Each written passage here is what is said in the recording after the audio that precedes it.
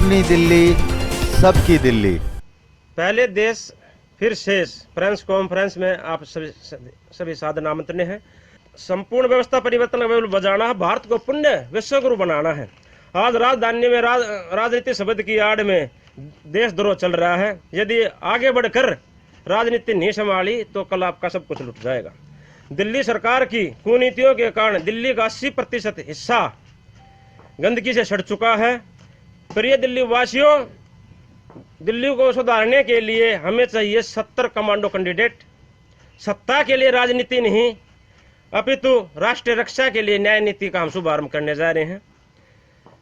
जो भी सभ्य नागरिक भारत देश में श्रद्धा रखता हो, ओम में आस्था रखता हो और स्वयं पर विश्वास रखता हो, उस योग्य भाई बहन युवा उम्मीदवारों का हम सुहृदय स्वागत करते हैं इस महापुण्य कार्य के लिए। दिल्ली सरकार है गद्दार, ये रहे 10 सबूत। दिल्ली के सभी सरकारी स्कूलों स्टाफ को सख्त आदेश दिया गया है कि कैसे भी ठोस से ठोस नकम्मे नकारा बच्चों को पास करो। हमें सरकारी स्कूलों के 100% नतीजे चाहिए। डीटीसी, डीआईडीसी, एमसीडी और स्कूल के कर्मचारी जो वेतन के लिए परेशान हो रहे हैं, उनका वेतन रोका गया है और धरने प्रदर्शन में मजबूर हो रहे हैं। दिल्ली के हर वार्ड में 4-5 शराब के ठेके खोलने, शराब पीने वाले की उम्र घटाई गई है और लड़कियों के लिए, महिलाओं के लिए विशेष छूट और पिंक ठेके खोले गए। जब भारतीय सेना ने पाकिस्तान के सेना पर सर्जिकल स्ट्राइक की थी, तब अपने भारतीय सेना को नीचा दिखाने के लिए, अपने भारतीय गौरव को नीचा दिखाने के लिए दिल्ली सरकार ने केंद्र सरकार और भारतीय सेना से उस अटैक के सबूत मांगे। पंजाब को भारत से अलग देश घोषित कर उसमें प्रधानमंत्री बनने की इच्छा जाहिर करी, जिसपे कुमार विश्वास का भी आरोप था और ये खबर सुर्खियों में रही है प्रमुख रूप से।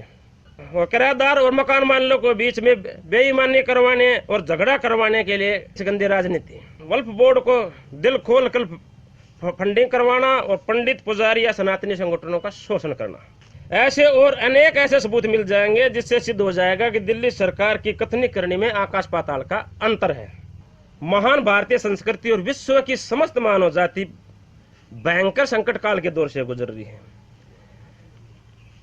ताप यानी कि तपस्वीवाद परिवार ने इस महाविनाश से बचने के लिए सामाजिक स्तर पर लोगों को जागरूक करने का अभियान चलाया। देश को अनेक ईश्वरवाद की लड़ाई, झगड़े, सांप्रदायवाद, विवाद, दंगे फसादों से बचाने के लिए आध्यात्मिक रूप से दार्शनिक की भूमिका निभाई, किंतु परिणाम इसका ढाक के 3 पात रहा। बड़े बड़े व्यक्ति विशेष, सेवा संगठन, उद्योगपति, नेता, अभिनेता, अन्य सक्षम गणमान्य हस्तियों को अपने हृदय की पीड़ा बताई, देश का जो संकट काल है उसके अवगत कराया, लेकिन केवल आश्वासन मिला है। इन 12 वर्षों की राष्ट्रीय रक्षा की यात्रा के दौरान मेरे अंतर्करण में एकदम ये साफ स्पष्ट हो गया कि भारत में बिगाड़ या सुधार, खंडित या संगठित, विकास या विनाश, राजनीति गलियारे से तैयार होने वाली सुनीतियां, कुनीतियों पर निर्भर है।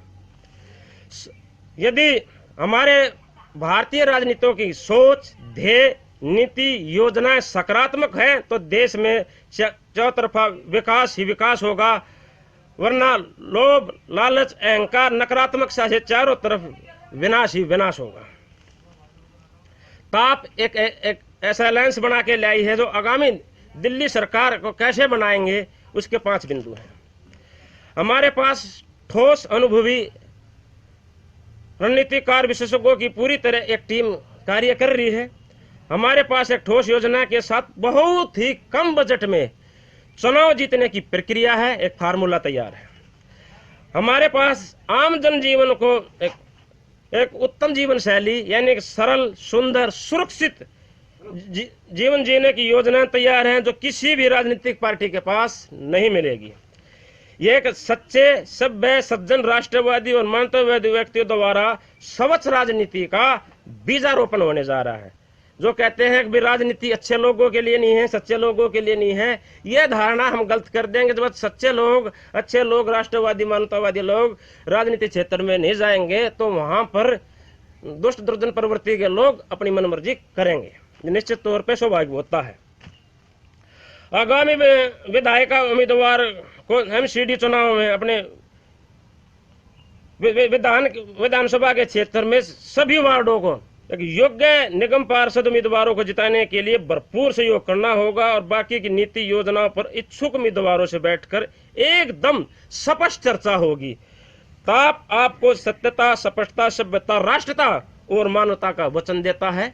और आखिरी शब्द जो हमारे बीच में है, इसमें ये अमर बलिदानी सरदार भगत सिंह के शब्द है, इसको मैं सामने लाना चाहूंगा। मेरे शरीर को तो आप मार सकते हो, लेकिन मेरे विचारों को नहीं मार सकते। क्रांति से मेरा अभिप्राय है अन्याय पर आधारित कुव्यवस्था में संपूर्ण परिवर्तन। इन लाइनों में हमारा ध्येय, विचार, योजना और हमारे उद्देश्य स्पष्ट हो रहे हैं। आपने कहा कि दिल्ली सरकार ने हर विधानसभा के अंदर ठेके खोलकर बहुत बड़ा जो है वो दिल्ली को नशे के अंदर डुबोने की कोशिश की है। अगर वहीं इसका दूसरा पहलू देखे तो ठेके तो पहले से खुले हुए थे, तो फिर आपने ये सवाल पहले क्यों नहीं उठाया, अभी क्यों उठाया? पहले जो ठेके खुले हुए थे वे सीमित मात्रा में थे, कहीं आबादी से कहीं दूर थे या कहीं पर जो कमर्शियल जो मॉल होते हैं उनमें थे। ये नहीं होता गली के कोने पे, नुक्कड़ पे, चौराहे पे। जब हमारे कराड़ा चौक में ठेका खुलने जा रहा है, हम अपनी युवा पीढ़ी को वहाँ दूध, सब्जी, फल वगैरह लेने भेजेंगे, वहाँ पर कैन मार आएगा, पौवा मार आएगा, उसकी आग फरी आओगी, टांग फरी आओगी, हम क्या कर लेंगे?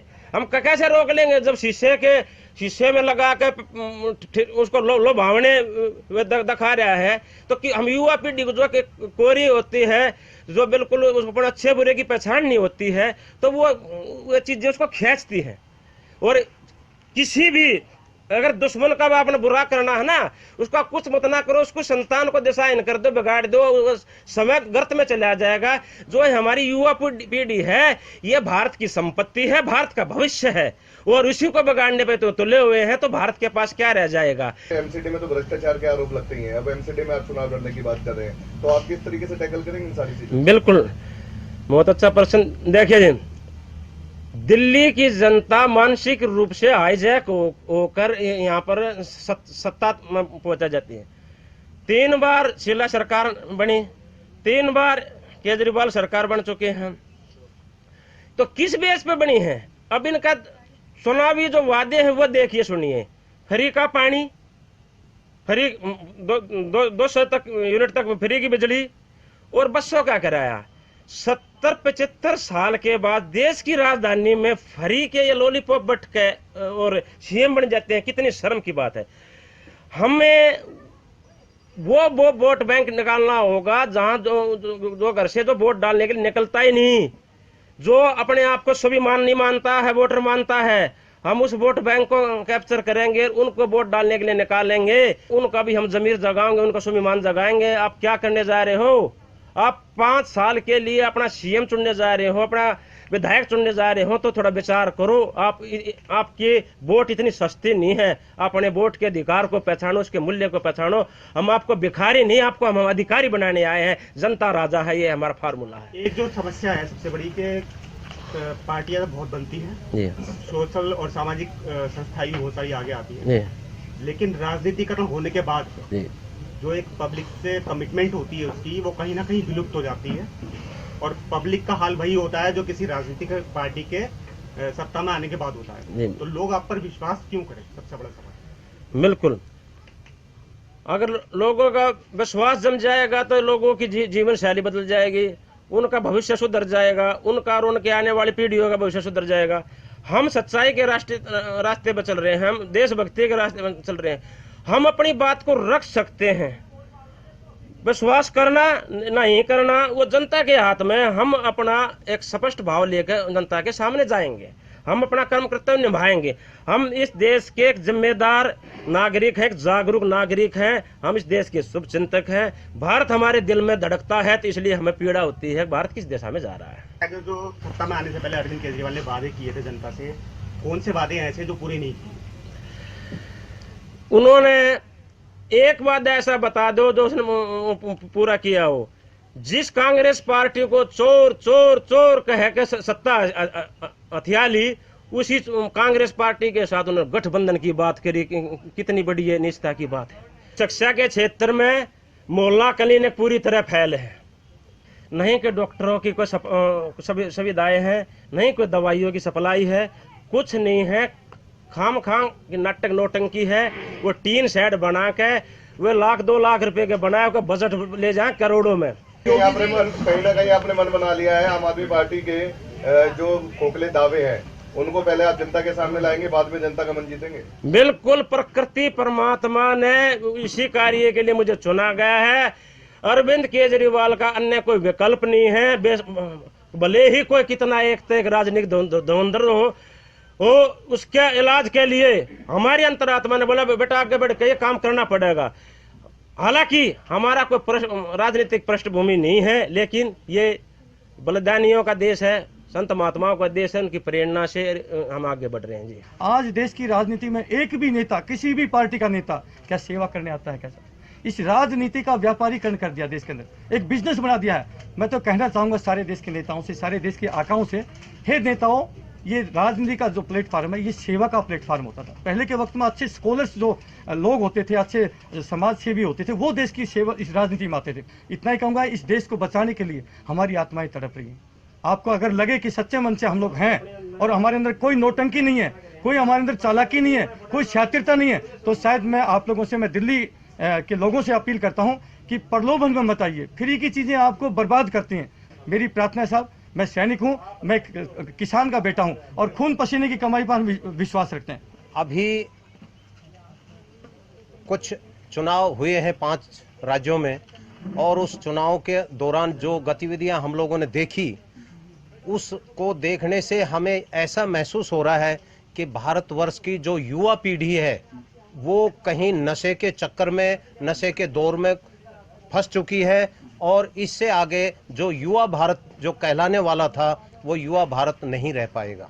और हम चाहते हैं कि हर व्यक्ति संस्कारवान हो, क्योंकि हमारा भारतवर्ष एक संस्कारवान होने के नाते विश्व गुरु रहा है, लेकिन अब संस्कार विहीन होते जा रहा है। हमारे नेताओं ने इतना भ्रष्टाचार फैला दिया जो चरम सीमाओं पर पहुंचा करके, एक भी अगर थोड़ा सा ऊपर नजर करके देखा जाए तो एक भी व्यक्ति सही राजनीति के अंदर कहीं दिखाई नहीं देता है। भगत सिंह और राजगुरु सुखदेव के नाम से ये राजनीति में आते हैं और उनका सपना दिखाते हैं, बोला हम शहीदों के सपनों का भारत बनाएंगे, लेकिन शहीदों के सपनों का भारत ना बना करके केवल शराबियों का भारत बनाने जा रहे हैं।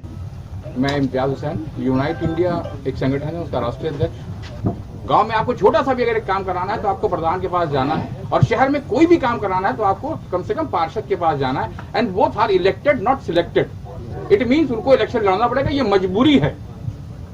बार बार सवाल आता है कि आप भी राजनीति में आ रहे हैं, अरे नहीं आएंगे तो कर ही नहीं सकते, तो प्रॉब्लम है। अगर समाज सेवा से हो सकता तो तमाम संगठन है, लोगों ने जिंदगी लगा दी सेवा करते करते, लेकिन नहीं हो सकता। वो फिर किसी के द्वारे जाते हैं और वहां से मांग के दूसरे की मदद करते हैं। क्या ये संभव है? किसी से मांग के किसी की मदद करना, ये नहीं हो सकता। अगर वाकई मदद करनी है और देश में कुछ सुधार करना है तो सबको, जो ये ऐसा सोचते हैं, उनको राजनीति में आना पड़ेगा। यूनाइट इंडिया, तपस्वी आदर्श परिवार और जो बाकी संगठन है, जो तत्काल की जो राजनीति है उससे जो परेशान है और कुछ करना चाहते हैं, तो हमें कोशिश कर रहे हैं। पता नहीं बदलाव होगा या नहीं होगा, हम सक्सेस होंगे नहीं होंगे पता नहीं, तो भगवान जाने, उसके हाथ में, लेकिन एक ईमानदार कोशिश की जा रही है।